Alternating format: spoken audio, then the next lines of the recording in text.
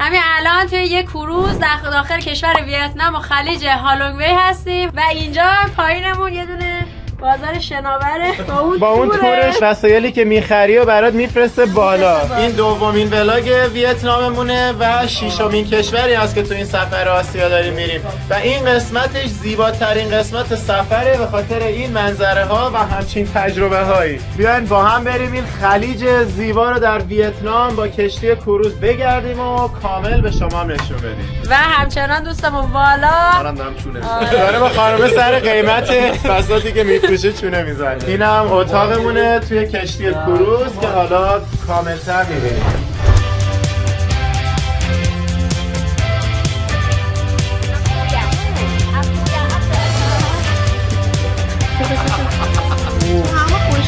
چه خفن.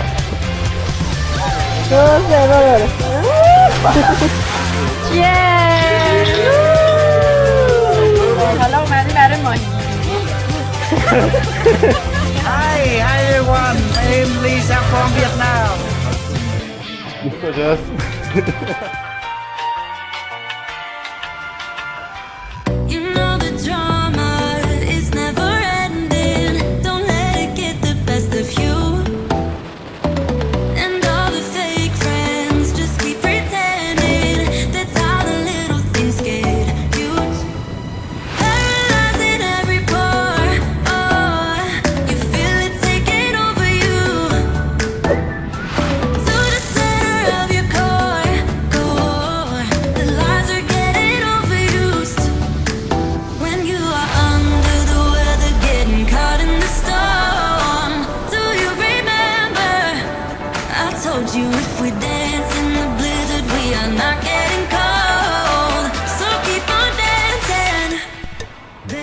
قبل از اینکه برسیم به مقصدمون و به کشتی ما رو اینجا پیاده کردن که یه استراحتی بکنیم و اینا و راجع به این صدفایی که توی این خلیج پرورش داده میشه و مرواریدایی که ازش اینجا درست میشه و توی صنعت حالا جواهرسازیشون استفاده میکنن و بهمون نشون بدن. یه تور کامل بودش. جالبه که همه کروزا رو کلا همه کسایی که دارن میرن به سمت خلیج که توش سوار کشتی کروز بشن همه رو آوردن اینجا اول، یعنی یه دور میارن اینجا بعد ادامه میدیم به سمت کشتی ها. اینو ببین، این صدفا رو برمیداره، از این صدفا زنده هن، از تو آب درشون میارن، توش یه چیزی میکارن که این محرک بشه که این مرواریدا تشکیل بشه.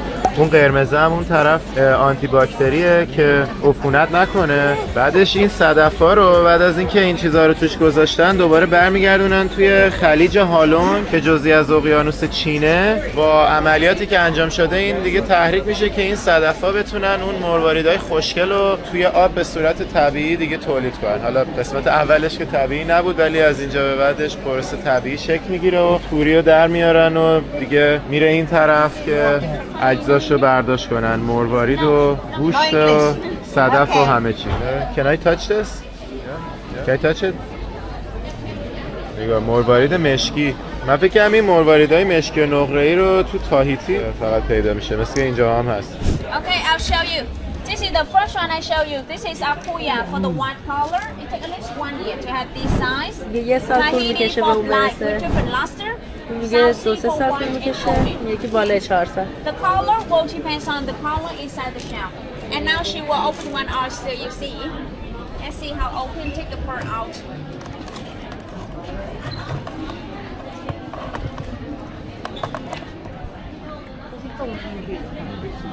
So it's not, that one isn't pearl, it makes It's from the shell. We put them into living oyster. Okay, second step. You can see. Okay. Yeah. Then this akuya. Akuya after at least 1 year. This after at least 1 year to have this. Bigger one will take longer time. 4 years, 5 years, or even longer. مروارید طبیعی که 1 در 10,000 صدف به وجود میاد خیلی کم یابه. این چیزایی که شبیه گلوله است از خود پوسته صدف درست میکنن و با یک مقدار حالت گوشت داخلی و آنتی بیوتیک اینا رو میذارن اون تو داخل یه صدف که این کارایی که خانواده انجام میده و بعد از 1 سال اینا رو دوباره باز میکنن و اون طرف میبینیم که صدفایی که توش مرواریدایی که به وجود اومده این گوشت صدف شروع میکنه اون تو مرواید رو پرورش دادن و بعد از 1 سال اونجا یا حتی سالهای بیشتر یا حتی یه وقتای سالهای بیشتر که مروایدش رنگای دیگه میشه دیگه. ولی چه جراحی میکنه طرفا.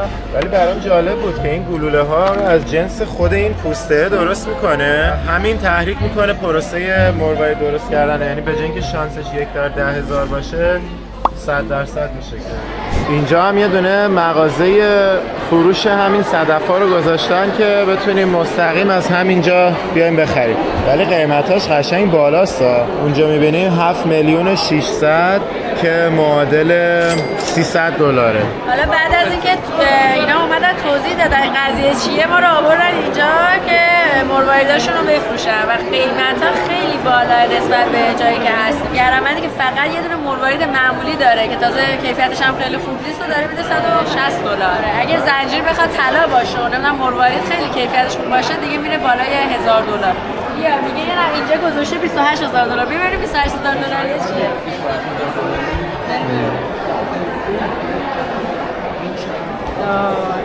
نه $26,000.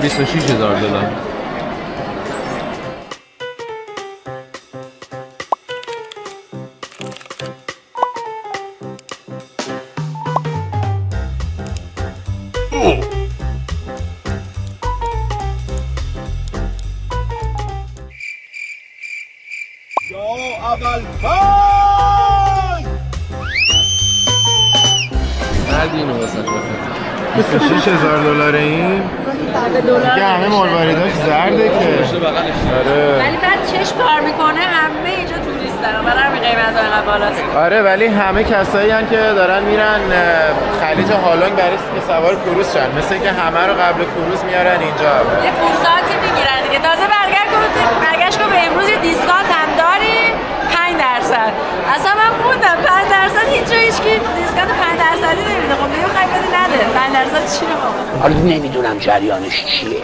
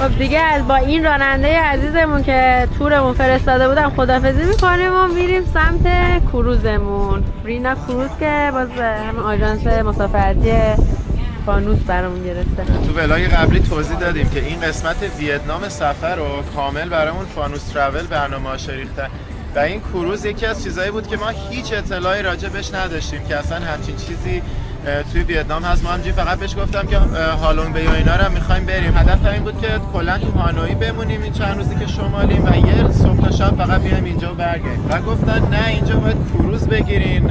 بعد دیگه یه شب کروز هم برامون ترتیب دادن که تو خود کروز بخوایم. خیلی تجربه جالب‌تریه نسبت به اون چیزی که اگه خودم می‌خواستم برنامه‌شو بریزم انجام میدادم. کروزی که پر طبیعت‌های قشنگه این برنامه‌اش. حالا بریم ببینیم.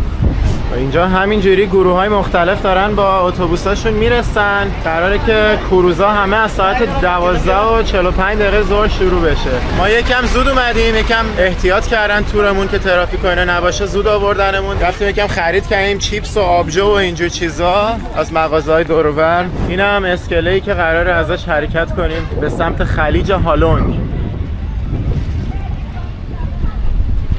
کم کم دیگه همه دارن میان. موقعی که ما اومدیم خیلی خلوت. چطوری بچه‌ها؟ رفتم چیز بود از این نارگیلا هم خوردیم توی مدت که منتظر بودیم. چیپس دنبل کوهی شیرازی‌ها میدونن چیه. اینو یه بار باز کردیم آخه ولی دوربین ران نمیشد اون موقع. خیلی خوشمزه. خب اول از همه وارد این قایق میشیم بعد میبرتمون داخل کروز. ماجرامون از اینجا شروع میشه. ماجراهای خلیج هالونگ و کتبا. جریان ما اینجا.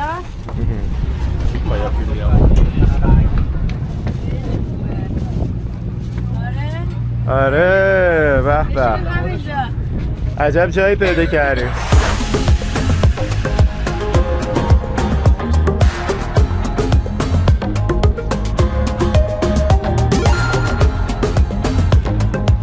قراره توی کشتی این مدلی بمونیم ولی چون اون کشتی گنده ها نمیتونن بیان دممون اسکله با قایق آوردن. خاطر اینکه اونور عمیق‌تره قسمت کم عمق نمیتونن وارد بشن. الان داریم مستقیم میریم توی این کشتی نفتکش جلومون. این آقا هم وایساده جلوی کاپیتان نمیذاره جلوشو ببینه. آره فیمسش گرم. الان قراره مستقیم بریم توی این کشتی نفتکش و قراره تایتانیک بشه. بقیه‌شو شنا می‌کنید تا گروه. قایق میریم تو قایق. آره من لب قایق برو میرم. پایین و من میام درت میارم. اپیزود بعدی اونو داریم. ولی ما بالا رو داریم که غرق کنیم. نه من فیلم بردارم. وایسادم حرفاش تموم بشه بعد دیگه. فیلم بردار هیچ وقت نمیبینه. که داره خاکم می‌کنه. آره این چیه؟ کشتی حمل خاکه.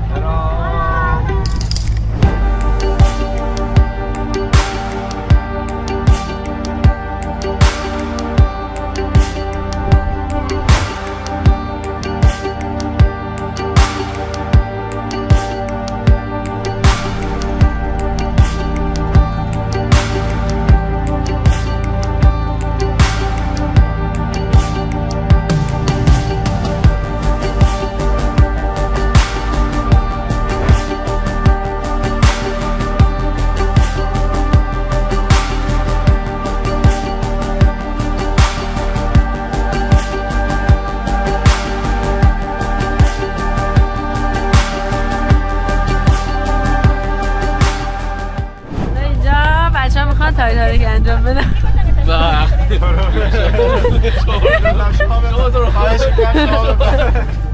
به نظر میاد که کشتیمون قراره این باشه.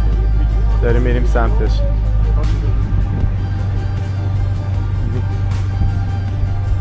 بالاخره رسیدیم به کروزمون. الان این قایق میره اینجا پارک میکنه و وارد کروز میشه. امشب قراره توی یکی از اینا بخوابیم. توی یکی از این اتاقا. ایول چه بالکنای باحالی داره. امیدوارم مال ما بالکن داشته باشه. هلو.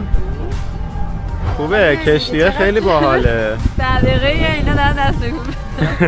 اینا بیشتر هیجان دارن ما داریم وارد میشیم خودمون. چین شاو. چه جالب. آره ولی عینک هم داشت ریکورد میکردشون وقتی که اینا سلامش کردن.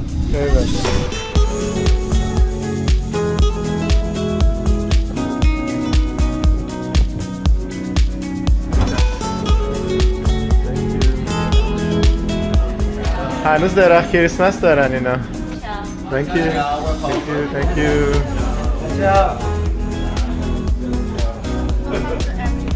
تا که دوید رفت تو. رفت جا خوبا رو بگیره پس سر میز.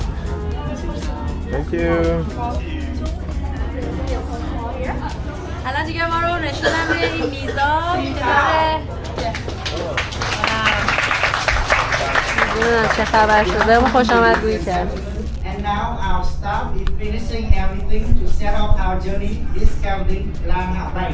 برنامه تورمون الان برامون آوردن و من حسابی ذوق کردم ها. یعنی اول که قراره بعد نهار بریم تو اتاقمون چکین کنیم ولی بعدش میریم یه جا شنا میکنیم و کایا که محل فیلم برداری کانگ اسکال آیلند یکی از فیلم های کینگ کونگه و بعدش هم که شام بوفه داریم و دیگه تو کشتیمون هم که استخر و جکوزی و چه میدونم یه دونه پشتمون بالا که کلی ویوهای خفن داره دیگه همینجوری میایم استفاده میکنیم تا صبح و فردا هم باز دوباره کلی برنامه‌های باحال داره که هنوز نخوندمش. میخوایم بریم هم بیافتیم تو جکوزی هم بریم شنا بکنیم توی آب و از این منظرهای زیبا لذت ببریم. حالا خوش میگذره. چطوری نظره؟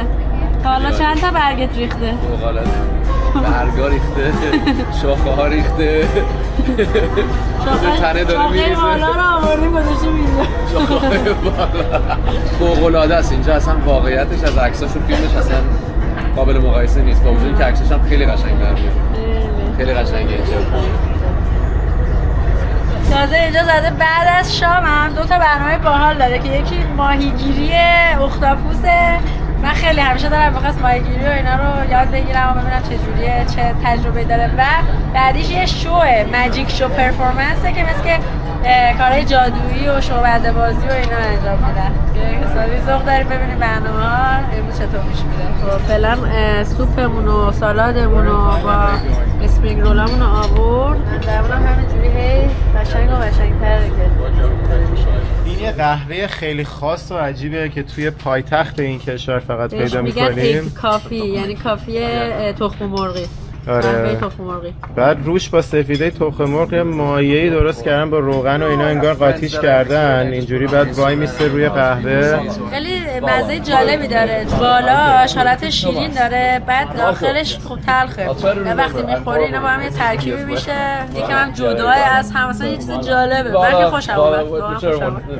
لایه رویش با لایه تلخ زیریش خیلی ترکیب جالبی میشه. خیلی باحاله. مزه تخم مرغ هم نمیده اصلا. مال زمانی بوده که توی ویتنام مثل اینکه یه مدت کمبود شیر بوده، بعد برای اینکه بتونن یه چیزی بخورن یه نفر بوده اینو ابداع میکنه، میاد سعی میکنه با تخم مرغ یه چیزی درست کنه که بتونه مثل خامه شیری روی قهوه استفاده بشه. ولی آره یکم اون سفیده رو حالت خامه‌ای درش آوردن، کریمی شده. اگه میکسش نکنی روش اون قسمت خامش که زبونه بخوره شیرینه، بعد قهوه زیرش تلخه. خیلی چیز کامبینیشن جالبی داره. ما دیگه آخرین کساییم که اومدیم بیرون، حسابی نشستیم با این دوستای جدیدمون گپ زدیم سر میز و قهوه تخم مرغی خوردیم. حالا تازه داریم میریم اتاق ما. خیلی چسبید نه؟ فهمش ولی خیلی خوب بود. Thank you. See you later. ببین دقیقاً شبیه راه هتل ببینید. This has a king bed. چرا؟ Oh.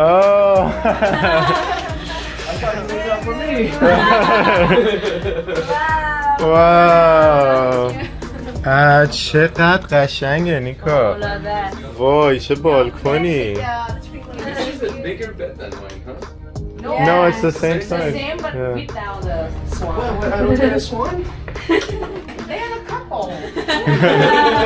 I need like toys for her. Like I need. چه خفن. وای میتونی با تو وان بشینی با ویوی دریا و این تپه‌های خوشگل. عالیه.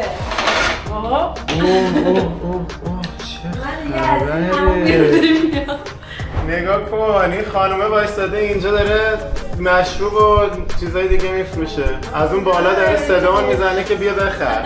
چجوری میفروشه حسین؟ ببین یه دونه تور اینجا رو قایقه داره، بعد وسایل چیزی که میخوای بخری میذاره رو اون توره، میفرسته بالا اتاق، پولو میذاری توش برمیگردونه پایین. من فکر کردم باید با قایق بریم بغلش، الان فهمیدم مستقیم میفروشه با اتاق. بفروشیم بخر یه چیزی ازش بخریم ببینیم چجوری. How much for the wine? I told you guys Vietnamese are hustlers. چی بود؟ میگه به شرابتو میتونی باز کنی با اون شراب باز کنم برات میفرسته بالا. This is the coolest thing I've seen. This is so cool. حالا از وسط This is so. کشیدی وای از این مغازه خرید کردیم. یعنی عجیب ترین خریدی بود که تو زندگیمون کرده بودیم. حالا پولش هم میذاره تو این توره میفرسته پایین براش. That's 500,000. Oh my god, this is modern transaction right there. This is Thank you. This is the coolest POS I've seen. Point of sale. No, thank you. And she's trying to upsell us now. به همه چی هم داره اینجا. الان اومدیم وارد این یکی میشیم. از اینجا مثل اینکه کایاکا رو بهمون میدن. Hello.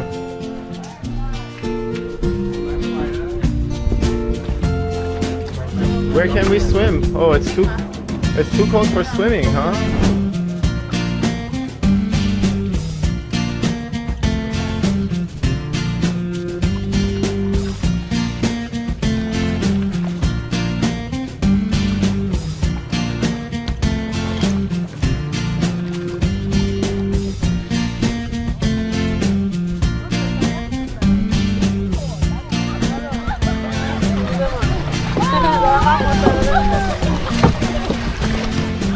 مرد تکیه از همشون سریع‌تر رفت. میگم ملکه بالاخره خودش رسون و کلی آرایش داشت و کلی یه دارم آرایشاشو پاک کرد و وای این دختره خیلی فلانه و اینا. من دوباره برم آرایش کنم.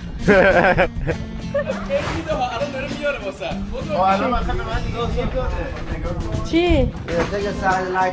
بپر سری بپر Can I jump first then you swim? والا حسین میخواد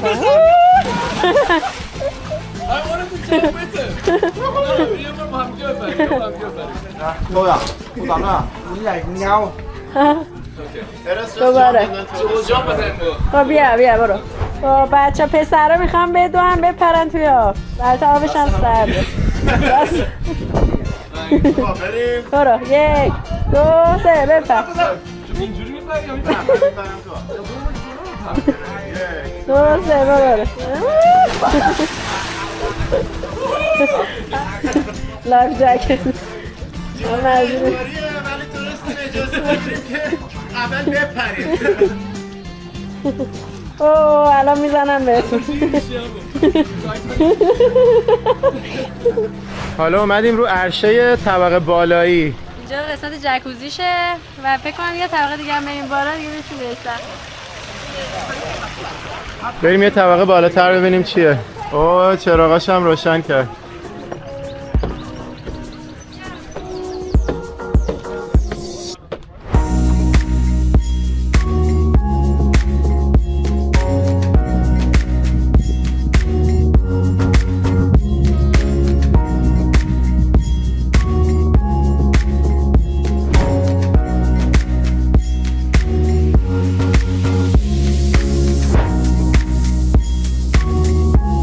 این خیلی جالبه. الان ما قبلا یه کشتی کروز رفته بودیم که اون موقع بزرگترین کشتی کروز دنیا بود که توی ولاگ جدا به اسم داستان اخراجمون از کشتی کروز گذاشتیم. ولی این برام خیلی جالبه چون که فکر کنم اندازش مثلا 1/10 اون باشه ولی خیلی از اون امکاناتو داره. مثلا جکوزی، اتاقاش باز شبیه اتاقای هتل و خیلی قشنگ با بالکن. خیلی از بازی‌ها رو نداره. کازینو نداره ولی نمیدونم بدمینتون، زمین بسکتبال، چه میدونم سرسره آبی، استخرای خیلی بزرگ، کلی رستوران، مغازه، خیلی چیزا نداره. خیلی چیزا رو نداره ولی انگار یه نمونه کوچولویی از اون آوردن جمع کردن توی فضای جمع و جور. شبم تازه نمایش هم داره. خب اونجا کلی تنوع نمایش داشت میتونستی انتخاب کنی ولی اینجا یه نمایش شعبده بازی داره که قراره بریم. یه تجربه متفاوت و خیلی جالبه. حالا می‌خوایم بیایم اینجا توی این جکوزیه. جکوزی شده، جکوزی گرم و خوبه. پشت اونم یه خانواده استرالیایی هستن که اونم مثل خانمه که صورتی پوشیده. نه با دوست پسرش. حالا دیگه وقتشه که از این قسمت قضیه لذت ببریم.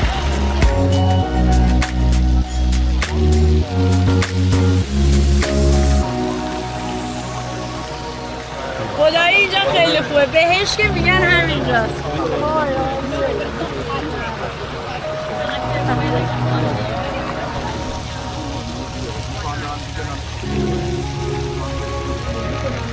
با این دوستای استرالیاییمون کلی رفیق شدیم. اینجا گپ زدیم راجع به تجربیات سفرمون و اینا. Nice to meet you guys.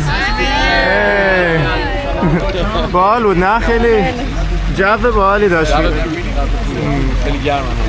آره.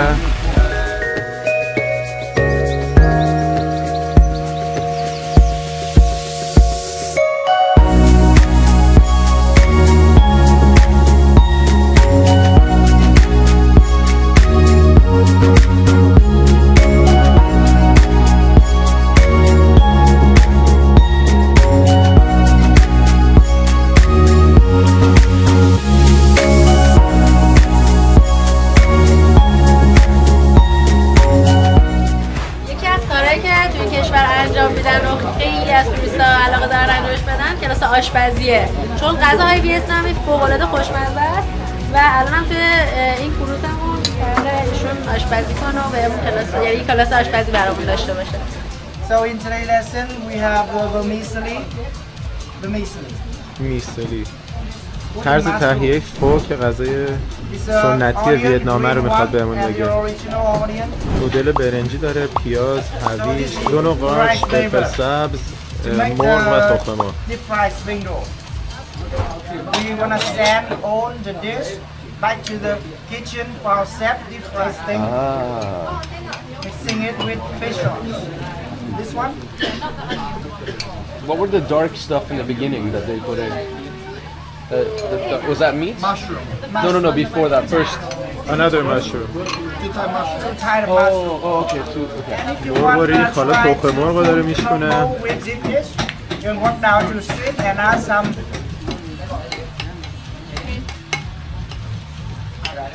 On another thing.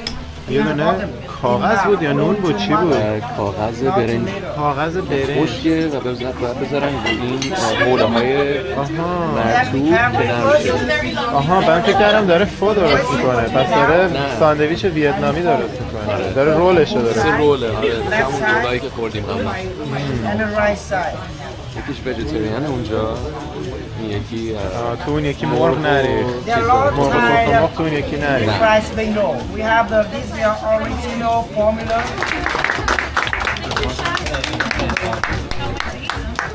Yeah, try to make one.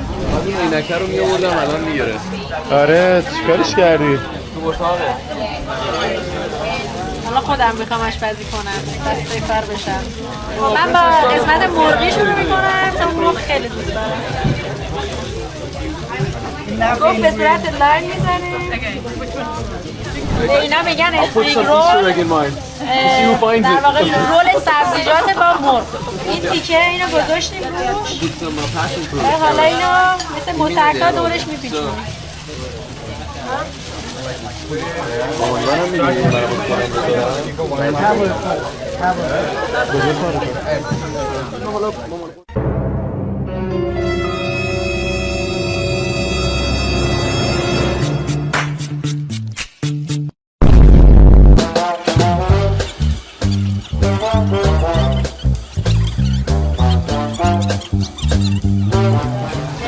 میکا چه مشقتی میکشی؟ Now, have it first.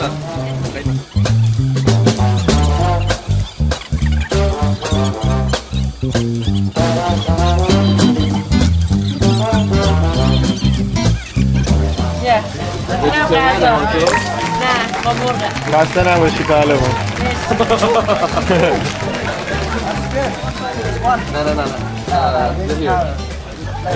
این بر گوشتی ها رو میذاریم، این بر ویژیتریان ها. حالا نوبت منه. این دفعه سعی میکنیم کمتر خطا داشته باشیم. نیکا اول رفت فدا شد، حالا من میخوام دیگه از آموزه ها استفاده کنم. من دفعه دومو ولی سریع درست کردم. آره. Hi everyone. My name is Lee. I'm from Vietnam. Yes. Thank you. Thanks for teaching us. نگاه کن حالا یه دور فقط اینو چیز میکنیم، رول میکنیم، میبینیم یه دور که رولش کردیم میبندیش و حالا که بستیش دیگه بسته رول میشه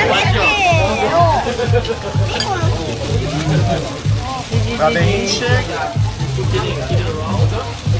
پر و تمیز و صاف در میاد یه لقمه سنتی ویتنامی تقدیم به شما. یه لقمه خجالت چی؟ Thank you. See you. How should I say thank you in Vietnamese? Cảm ơn. Kamel. حالا وقت شامه، برای شام بوفه داریم. اینم همون رستورانیه که توش ناهار خوردیم ولی این دفعه غذاش به صورت بوفه است. ببینیم چیا داره. این چیه؟ این سوپ کدو تنبل. کدو تنبل. میگوها رو ببین. بعد شامه. ما برای بعدی ها میگیریم ماهی ها رو. گروه قبلی رو به کار میگیره که واسه گروه بعدی هشپا چیز کنن، هشپا سیف کنن. غذاهاش حسابی محلیه ها. این طرف خوراک اختاپوسه با یه سری سبزیجات، این طرف هم نودل با یه سری سبزیجات و مرغ، سالاد با سالاد اختاپوس و آناناس. چه چیز جالبه، اینو بعداً میام برمیدارم. سالاد گیاهی. اوه این طرف باز کلی آپشن دیگه داره، یه مدل نودل دیگه، یه مدل سالاد پخته دیگه و این طرف چیه؟ مرغ و سبزیجات.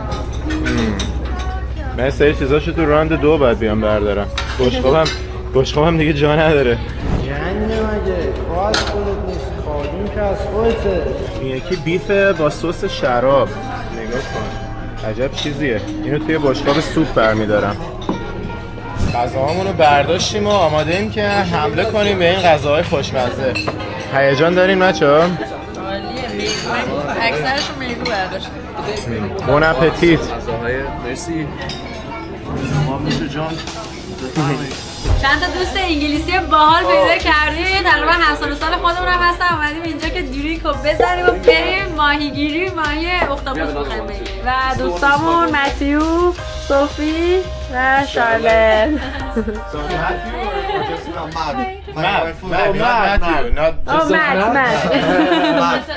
My name is Madeline. Oh, Madeline. Yeah, but everybody in the UK or America, they think Madeleine. They call me Madeleine, so that makes me mad. So now I'm mad. چون لیمو نداریم داریم از نارنگی هایی که چون مزه نداشتیم میگه قربان مزه استفاده کردیم. ریدی؟ این هم درینک هست که از بقالی شناور گرفتیم. ریدی؟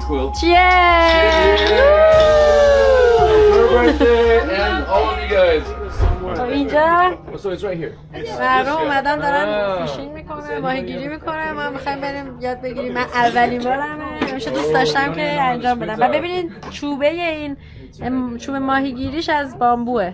خب حالا اومدیم برای ماهیگیری. Good one. To get them excited. حالا اینو گفتش که اینا یه چیزی تهشه که اختاپوسا دوست دارن بهش جذب بشن، دوست دارن باش بازی کنن. مثلا همین هی باید اینو بکنی داخل، بیاری بیرون، بیاری داخل، بیاری بیرون که اینا بیان مثلا جذب بشن و سعی کنن بگیرنش، بعد دیگه میکشی بالا میخوریدش. حالا با این دوستای عزیزمون که از کشورهای مختلف دور هم جمع شدیم، داریم با هم هنگات میکنیم و گپ و گو میکنیم و عکس گرفتیم با این دوربینشون. با این دوربین عکسای باحال گرفتیم.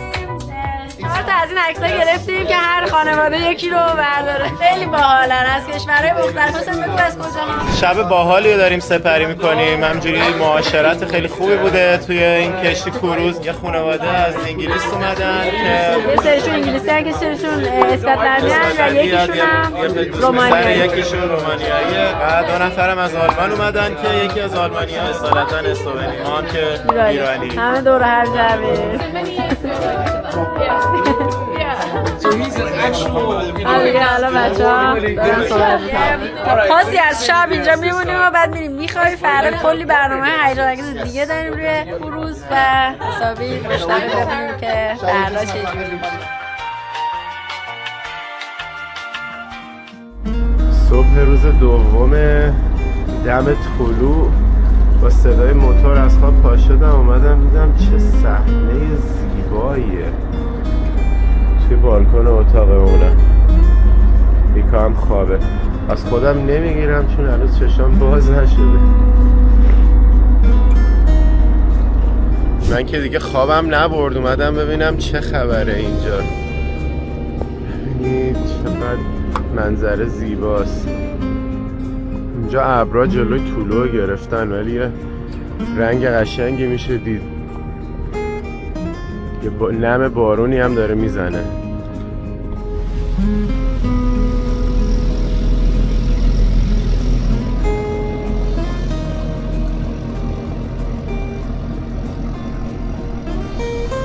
حالا دوباره اومدیم توی این سالن، این دفعه برای صبحونه.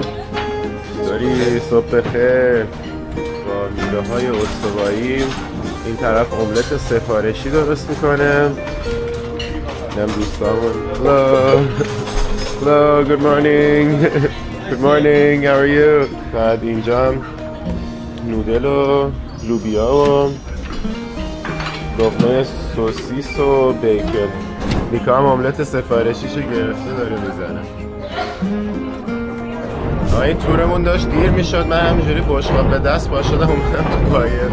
آره مثل بالا حداقل ظرف یه بار مصرف گرفت.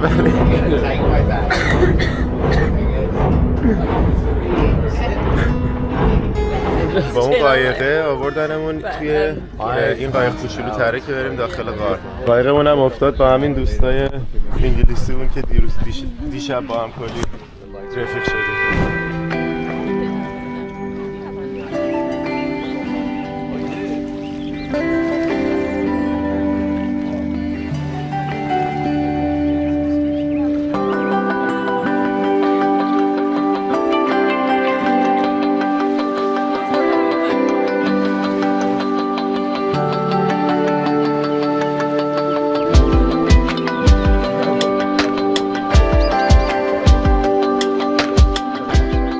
قاره که هم داریم بریم ببینیم قسمتی از پارک کتباه. ببینین اینجا الان اولین قاریه که واردش شدیم و گفتن که امکان داره مثل میمون هم ببینیم اگه لاکی باشیم.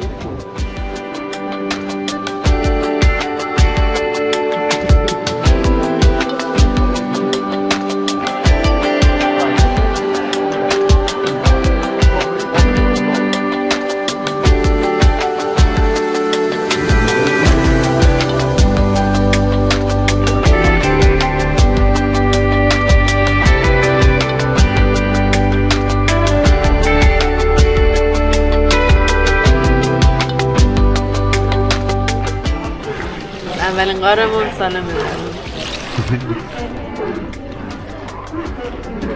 نیکا رفت رانندگی امتحان کنیم. Pedaling license, proof of insurance. We're all gonna fall. Oh yeah, I'm turning the boat. You're doing donuts. I wanna eat you know. Yeah, I was gonna say we should.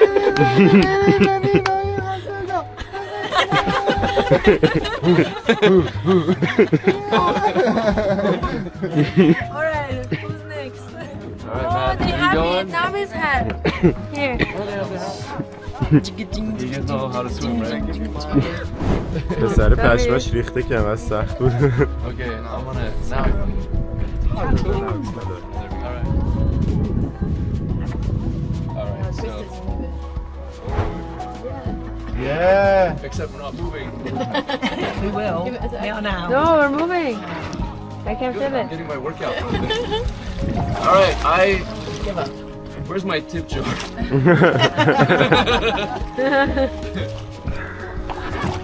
I will collect tips afterwards. So did you در خاطرات ونیسشون رو تعریف میکنن که یکی رو قایق خواستگاری کرد. این قایقه همه رو یاد ونیس انداخت. You're definitely doing better than me. Go on, Shala. He's got it down. Yeah, nice job. Do you see the glasses flashing? Yeah. Actually, my shorts I've got are one recording for you now. Your shorts are recording. Oh, your shirt is recording.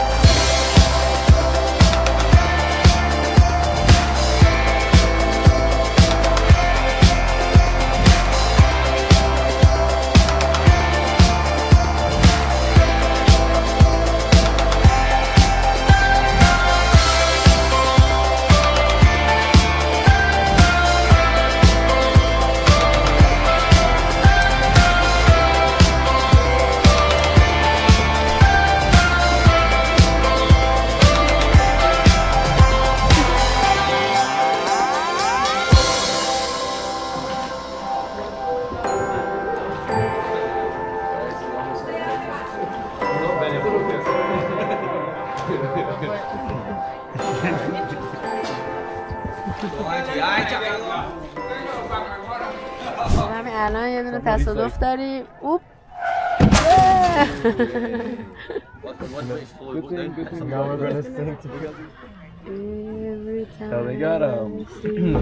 چی داری برمیدارید؟ من اختاپوسه مثل که فرای شده است. اختاپوس سرخ شده، سوخاری شده. اینم فیش کیکه. کیک ماهی.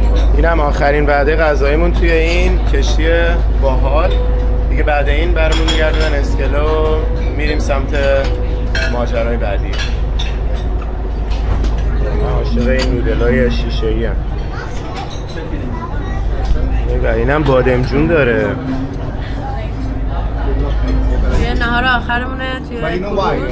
They say it's دوباره نشستیم کنار این پنجره زیبا و به منظره زیبا با دوستای خوبمون. منم کلی بادمجون برداشتم برای غذا. خیلی خوشحال شدم بادمجون. آره غذاش واقعا خوب بود نظرم. اینم لحظه خدافزی با برعکس کشتی خدافزی میکنیم. Thank you. حالا دوباره با این قایقای کوچولوتر، کشتی‌های کوچولوتر میفرستنمون اسکله اصلی. کنار همین دوستامون هم نشستیم دوباره. داشتن میگفتن که اینجا 2000 تا از این جزیره ها هست البته قبلا میگفتن 2000، بعد که اون بنیانگذار حکومت ویتنام تو سال 1969 میمیره، میان میگن که نه اینجا در واقع 1969 تا جزیره داره و این معجزه بوده که اونم دقیقاً سال 1969 مرده. بعد 980 تاشون ولی اسم دارن این جزیره، بقیه‌شون بدون اسم. کروزمون تموم شد، اومدن پیاده‌مون کردن و دیگه خدافظی‌های آخرمون رو با همسفرامون میکنیم الان.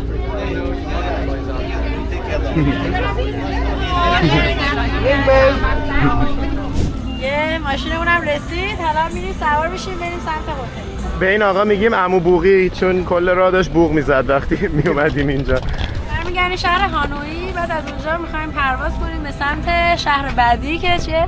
دانانگ و میریم توی شهر هویان میمونیم و اون اطراف که یکیش دانانگه و یکیش هم یه محل خیلی قدیمی باستانیه، میریم همه اینا رو توی ولاگ بعدی میبینیم. پس حتما اگه سابسکرایب نکردی حتما سابسکرایب کن که ولاگ بعدی رو از دست ندی.